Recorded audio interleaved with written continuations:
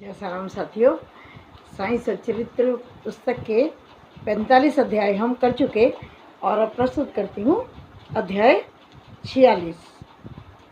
इस अध्याय में श्यामा की काशी, प्रयाग व गया की यात्रा और बाबा किस प्रकार वहाँ इनके पूर्व ही चित्र के रूप में पहुँच गए तथा दो पकड़ों के गत जन्मों का इतिहास आदि का वर्णन किया गया है। हे साईं, आपके श्री चरण धन्य हैं और उनका स्मरण कितना सुखदायी है। आपके भव भय विनाशक स्वरूप का दर्शन भी धन्य है, जिसके फलस्वरूप कर्म बंधन छिन्न भिन्न हो जाते हैं। यद्यपि अब हमें आपके सगुण स्वरूप का दर्शन नहीं हो सकता, फिर भी यदि भक्तगण आपके श्री चरणों में श्रद्धा रखें तो आप उन्हें प्रत्यक्ष अनुभव दे दिया करते हैं। आप एक अज्ञात आकर्षण शक्ति द्वारा निकट या दूर रहने वाले भक्तों को अपने समीप खींचकर उन्हें एक दयालु माता के समान अपने हृदय से लगा लेते हैं। हे साईं, भक्त नहीं जानते कि आपका निवास कहाँ है, परंतु आप इस कुशलता से उन्हें प्रेरित करते हैं, जिसके परिणाम स्वरूप पता चलता है कि आपका अभय हस्त उनके सिर पर है और आपकी कृपा दृष्टि का परिणाम है कि उन्हें अज्ञात सहायता सदैव प्राप्त होती रहती है। अहंकार के वशीभूत होकर उच्च कोटि के विद्वान और चतुर पुरुष भी इस भवसागर की दलदल में फंस जाते हैं, परंतु हे साईं, आप केवल अपनी शक्ति से असहाय और सुहृदय भक्तों को इस दलदल से बचाकर उनकी रक्षा कर लिया करते हैं। पर्दे के ओट में छिपे रहकर आप ही तो सब न्याय कर रहे हैं, फिर भी आपकी संपूर्ण जीवन गाथा कोई नहीं जान सका। इसलिए यही श्रेष्ठकर है कि हम आपके अनन्य भाव से आपके श्री चरणों की शरण में आएं और अपने पापों से मुक्त होने के लिए एकमात्र आपका ही नाम स्मरण करते रहें। आप अपने निष्काम भक्तों की समस्त इच्छाएं पूर्ण करके उन्हें परमानंद की प्राप्ति करा देते हैं। केवल आपके मधुर नाम का उच्चारण ही भक्तों के लिए अत्यंत सुगम पथ है। इस साधन से उनमें राजसिक और तामसिक गुणों का ह्रास होकर सात्विक और धार्मिक गुणों का विकास होगा। इसके साथ ही साथ उन्हें क्रमशः विवेक, वैराग्य और ज्ञान की प्राप्ति भी हो जाएगी। तब उन्हें आत्मस्थित होकर गुरु से भी अभिन्नता प्राप्त हो जाएगी।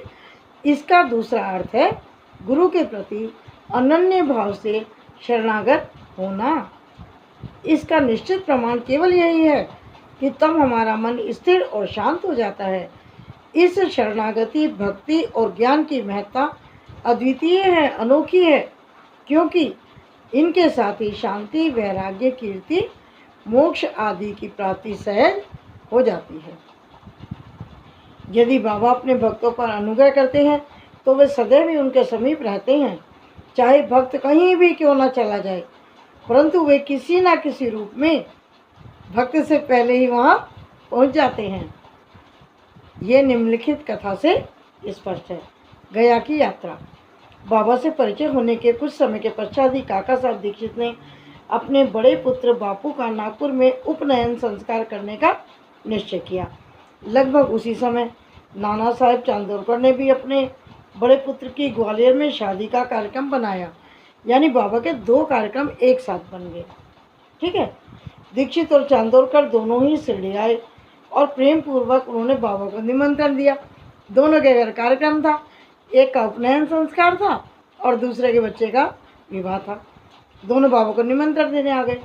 तब उन्होंने अपने प्रतिनिधि श्यामा को ले जाने को कहा, परंतु जब उन्होंने स्वयं पधारने के लिए उन्हें आग्रह किया तो उन्होंने उत्तर दिया, बनारस और प्रयाग निकल जाने के पश्चात मैं श्यामा से पहले पहुंच जाऊंगा। पाठकगण कृपया इन शब्दों को थोड़ा ध्यान में रखें, क्योंकि ये शब्द बाबा की सर्वज्ञता के बोधक हैं। अब क्या होता है, बाबा की आज्ञा प्राप्त कर श्यामा ने इन उत्सवों में सम्मिलित होने के लिए पहले नागपुर, ग्वालियर और इसके पश्चात काशी, प्रयाग और गया जाने का निश्चय किया। अप्पा कोते भी श्यामा के साथ जाने को तैयार हो गए। प्रथम तो वे दोनों उपनयन संस्कार में सम्मिलित होने के लिए नागपुर पहुँचे। वहाँ काका साहब दीक्षित ने श्यामा को 200 रुपये खर्च के निमित्त दिए। वहाँ से वे लोग विवाह में शामिल होने के लिए ग्वालियर गए। वहाँ नाना साहब चांदोरकर ने 100 रुपये और उनके संबंधी श्री जठार ने भी 100 रुपये श्यामा को भेंट किए।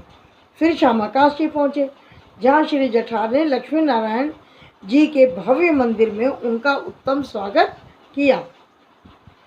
अयोध्या में जठार के व्यवस्थापक ने भी श्यामा का अच्छा स्वागत किया। श्यामा और कोते अयोध्या में 21 दिन और काशी में 2 महीने ठहर कर फिर गया को रवाना हो गए। गया में प्लेग की बीमारी फैली हुई थी, तो इस समाचार को उन्होंने रेलगाड़ी में सुना और इन लोगों को थोड़ी चिंता होने लगी। फिर भी रात्रि को वे गया स्टेशन पर उतरे और एक धर्मशाला में जाकर ठहरे। प्रातःकाल गया वाला पुजारी पंडा, जो यात्रियों के ठहरने और भोजन की व्यवस्था किया करता था, आया और कहने लगा, सब यात्री तो प्रस्थान कर चुके हैं, इसलिए कृपया आप भी शीघ्रता से आइए। श्यामा ने सहज भाव से ही उनसे पूछ लिया, क्या गया में प्लेग रोग फैला हुआ है? तब पुजारी ने कहा, नहीं नहीं, आप निर्विघ्न मेरे यहाँ पधार कर वस्तु स्थिति का स्वयं ही अवलोकन कर लें। तब वे उसके साथ उनके मकान पर गए। उनका मकान क्या, एक विशाल भवन था जिसमें पर्याप्त यात्री विश्राम पा सकते थे। श्यामा को भी उसी स्थान पर ठहराया गया जो उन्हें अत्यंत ही प्रिय लगा।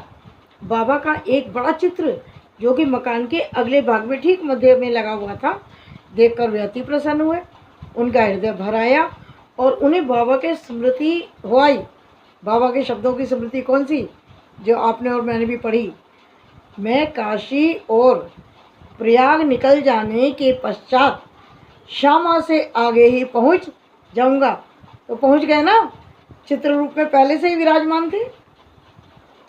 श्यामा की आंखों से अश्रुओं की धारा बहने लगी और उनके शरीर को रोमांच हो गया और गला रुंध गया और रोते रोते उनकी घिघियाँ बंध गई। साथियों, कितनी खुशी हुई होगी ना उनको, अपने से आगे बाबा को देखकर बहुत खुशी हुई होगी। पुजारी ने श्यामा की ऐसी स्थिति देखी तो उन्होंने सोचा कि यह व्यक्ति प्लेग की सूचना से भयभीत होकर रो रहा है, परंतु श्यामा ने उसकी कल्पना के विपरीत ही प्रश्न किया और बाबा का चित्र पूछा कि बाबा का ये चित्र तुम्हें कहाँ मिला? उसने उत्तर दिया, मेरे 200-300 दलाल मनवाड़ और पूर्णतांबे क्षेत्र में कार्य कर रहे थे। वहाँ शिरडी के साईं महाराज की कीर्ति मुझे सुनाई पड़ी। लगभग 12 वर्ष पहले मैं स्वयं शिरडी जाकर बाबा के श्री दर्शन का लाभ उठाया था।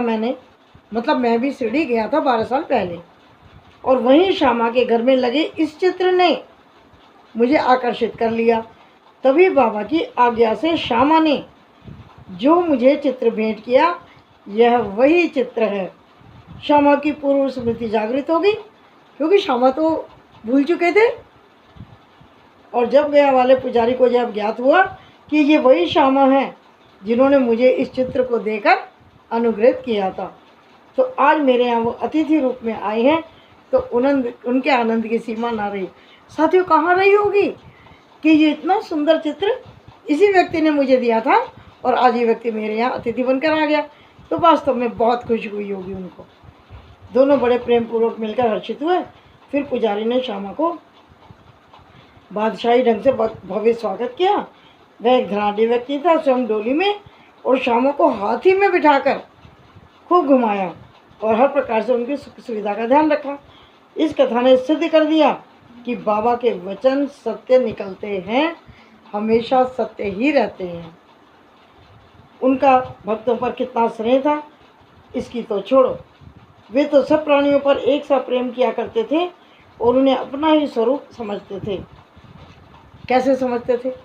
अब देखिए अगली कथा 2 बकरों की सुनिए।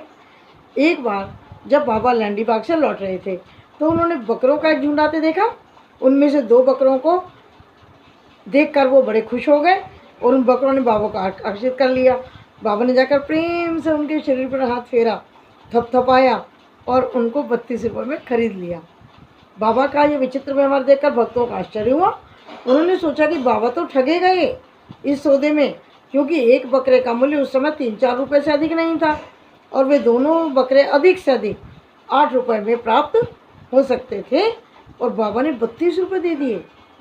उन्होंने बाबा को बोलना शुरू कर दिया, परंतु बाबा शांत बैठे रहे। जब श्यामा और तात्या ने बकरे मोल लेने का कारण पूछा तो उन्होंने उत्तर दिया, मेरे कोई घर या स्त्री तो है नहीं जिनके लिए मुझे पैसे इकट्ठे करने हैं। फिर उन्होंने 4 सेर दाल बाजार से मंगा कर उन्हें खिलाई। जब उन्हें खिला पिला चुके तो उन्होंने उन बकरों के पूर्व जन्म की कथा इस प्रकार सुनाई। श्यामा और तात्या, तुम सोचते हो कि इस सौदे में मैं ठगा गया हूँ? ऐसा नहीं है, इनकी कथा सुनो। पिछले जन्म में दोनों सगे भाई थे और इनमें बहुत प्रेम था, किंतु छोटा भाई बहुत मेहनती था। उसने पर्याप्त धन जोड़ लिया था, जिससे बड़ा भाई अपने छोटे भाई से ईर्ष्या करने लगा, जलन करने लगा। इसलिए उसने छोटे भाई की हत्या करके उसका धन हड़पने की ठानी और अपना आत्मीय संबंध भूलकर वे एक दूसरे से बुरी तरह से लड़ने लगे। बड़े भाई ने अनेक प्रयत्न किए, परंतु वह छोटे भाई की हत्या में असफल रहा। तब वे एक दूसरे के प्राण घातक शत्रु बन गए। दोनों एक दूसरे की जान लेने पर उतारू हो गए। एक दिन बड़े भाई ने छोटे भाई के सिर पर लाठी से प्रहार किया। तब बदले में छोटे भाई ने भी बड़े भाई पर कुल्हाड़ी चला दी और परिणाम स्वरूप वे दोनों ही मृत्यु को प्राप्त हो गए। दोनों की मृत्यु हो गई। फिर अपने कर्मों के अनुसार वे दोनों बकरे की योनि को प्राप्त हुए।